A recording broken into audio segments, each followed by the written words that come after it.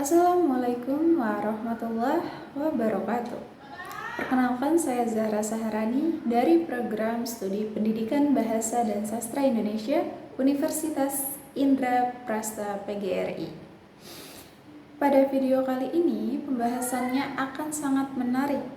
Saya akan membahas seputar yang pertama, etika Islam dalam demokrasi dan penegakan hukum. Yang mana materi ini sangat menarik, sangat relevan dalam kehidupan berbangsa dan bernegara, khususnya bagi umat Islam sebagai warga negara yang baik dan taat pada ajaran agama. Kita lanjut ke pengertian demokrasi dalam Islam. Apa sih demokrasi itu sendiri? Secara umum dipahami sebagai sistem pemerintahan dari rakyat, oleh rakyat, dan untuk rakyat.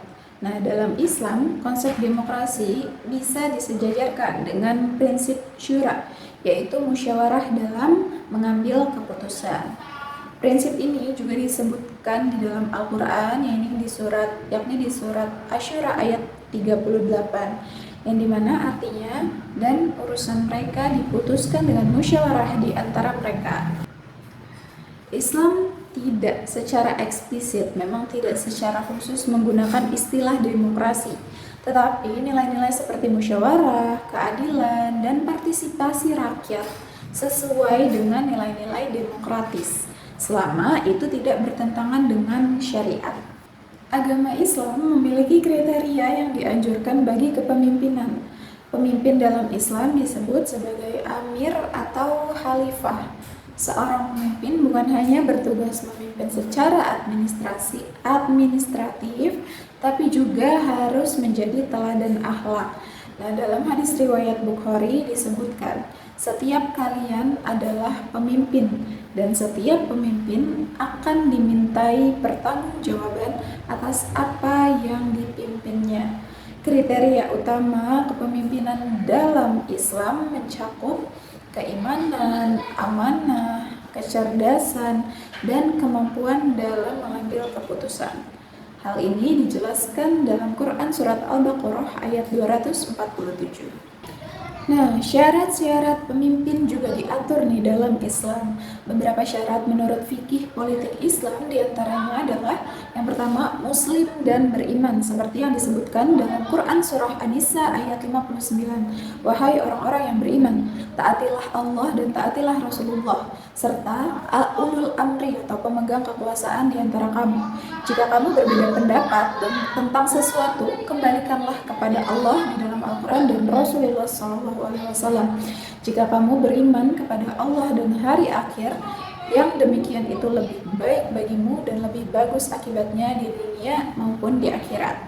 Yang kedua, adil dan tidak fasik, seperti yang disebutkan dalam Quran Surah Al-Ma'idah ayat 8. Wahai orang-orang yang beriman, jadilah kamu penegak kebenaran karena Allah dan saksi-saksi yang bertindak dengan adil. Janganlah kebencianmu terhadap suatu kaum mendorong kamu untuk berlaku tidak adil. Berlakulah adil karena adil itu lebih dekat pada takwa. Bertakwalah kepada Allah. Sesungguhnya Allah Maha teliti terhadap apa yang kamu kerjakan. Dan yang ketiga, memiliki ilmu dan kecakapan, seperti yang disebutkan dalam Quran Surah Yusuf ayat 55. Dia Yusuf berkata, jadikanlah aku pengelola perbendaharaan negeri Mesir. Sesungguhnya aku adalah orang yang pandai menjaga amanah, lagi sangat berpengetahuan. Dan yang terakhir, yang keempat, dapat dipercaya, seperti yang disebutkan dalam Quran Surah Al-Qasas ayat 26. Sesungguhnya sebaik-baiknya orang yang engkau pekerjakan adalah orang yang kuat, lagi dapat dipercaya. Kita lanjut pada pengertian penegakan hukum. Penegakan hukum dalam Islam dikenal sebagai penerapan hudud dan qisos. Tujuannya adalah menegakkan keadilan, menjaga keamanan, dan mencegah kezaliman. Di dalam Al-Quran disebutkan, sesungguhnya Allah menyuruh kamu menyampaikan amanah kepada yang berhak menerimanya, dan menyuruh kamu apabila menetapkan hukum di antara manusia supaya kamu menetapkannya dengan adil. Quran Surah An-Nisa ayat 58.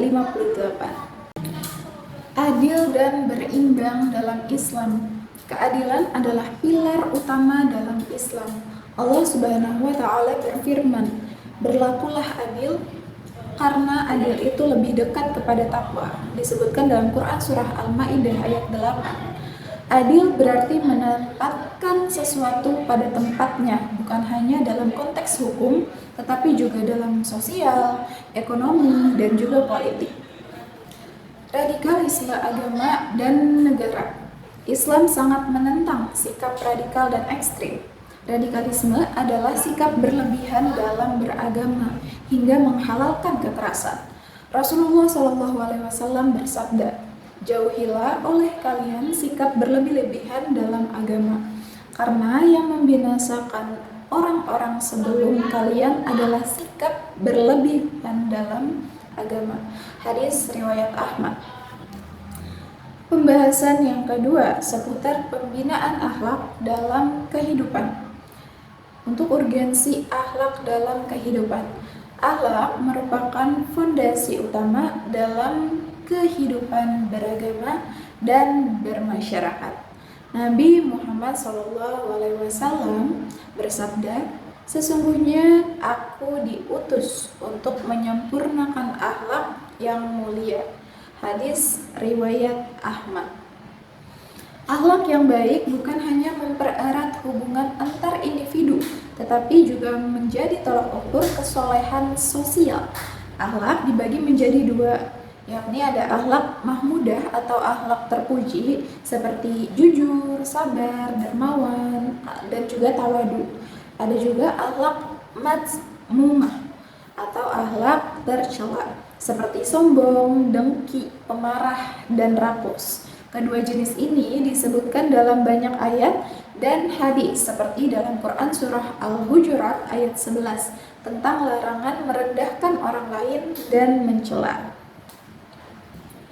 Nah, faktor pembentuk akhlak. Beberapa faktor utama, yakni yang pertama, lingkungan dan keluarga.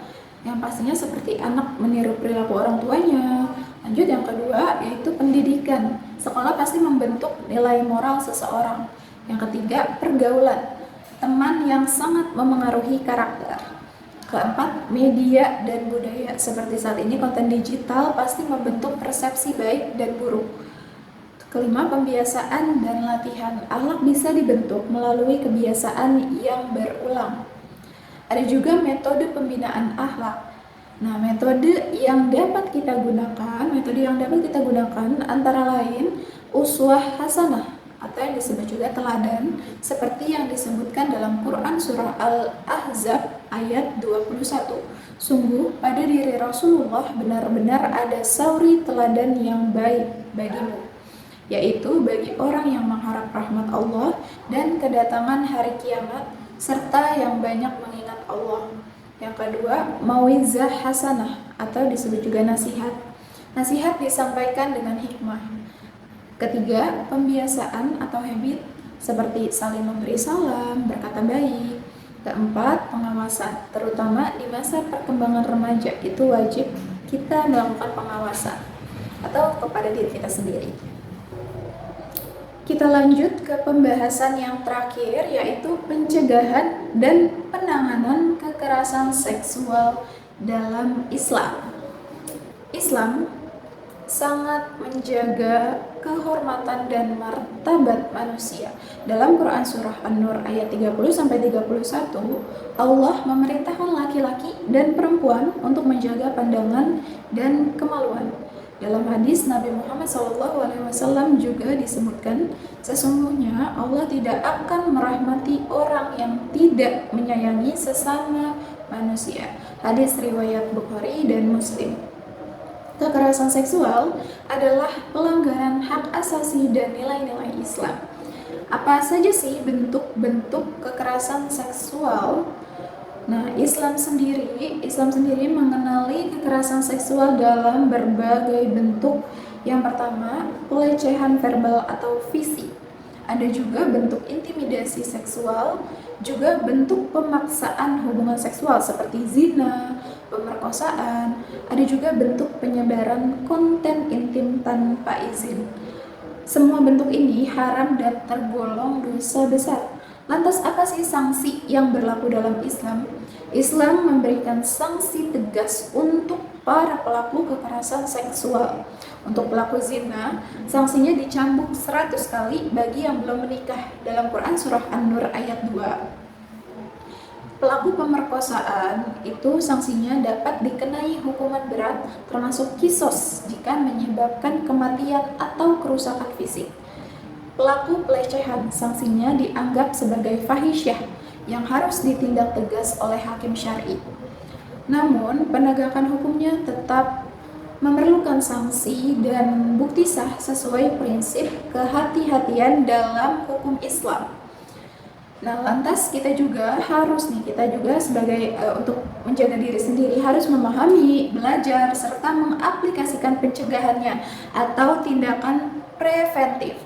Islam mengajarkan tindakan pencegahan atau preventif antara lain melalui pendidikan seksual berbasis syariat sejak usia dini.